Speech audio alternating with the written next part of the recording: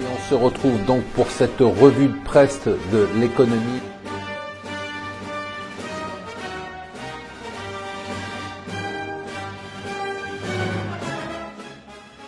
Bonjour et bienvenue sur Mon Financier pour le Morning Zapping. Nous sommes le lundi 25 juin.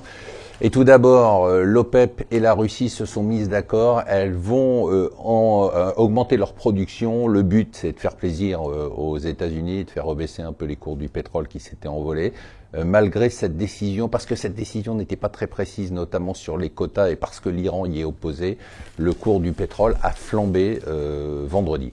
La Chine se demande ce qu'elle doit faire pour essayer de contrer les mesures, l'impact des mesures prises par Donald Trump sur son économie. L'économie chinoise ralentit et donc les autorités chinoises et notamment la Banque centrale chinoise ce week-end a décidé de libérer une partie des réserves obligatoires pour les banques. Ça fait 100 milliards de dollars de liquidités qui sont venus sur les marchés. Ça, c'est un impact assez fort. Donc, ça viendra à partir du début juillet. On sent que les Chinois sont nerveux et qui ne savent pas quoi faire face à Donald Trump qui maintenant est de plus en plus incontrôlable et dont ils pensent qu'il continuera à prendre des mesures anti-chinoises au moins jusqu'aux élections de mi-mandat. La Chine doit donc agir pour essayer de freiner le ralentissement de son économie. Bon, ça s'est très mal passé. Le mini-sommet qui devait sauver l'Europe sur la question de l'immigration. Certains pays n'ont même pas fait le déplacement. Les autres pays se sont opposés. L'Italie et la France se déchirent. Macron donne des leçons à l'Italie alors qu'on repousse des centaines de migrants à la frontière et qu'on les renvoie en Italie. On est mal placé pour parler.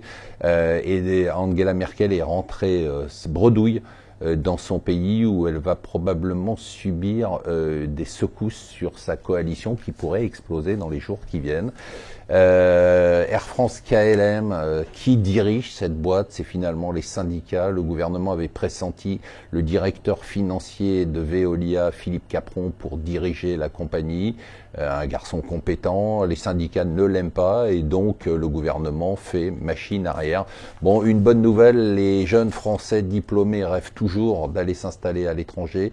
Ils sont 69% à vouloir s'installer à l'étranger, mais ils étaient 94% en 2014 sous le règne de François Hollande. Voilà, je vous souhaite une excellente journée, une très bonne semaine.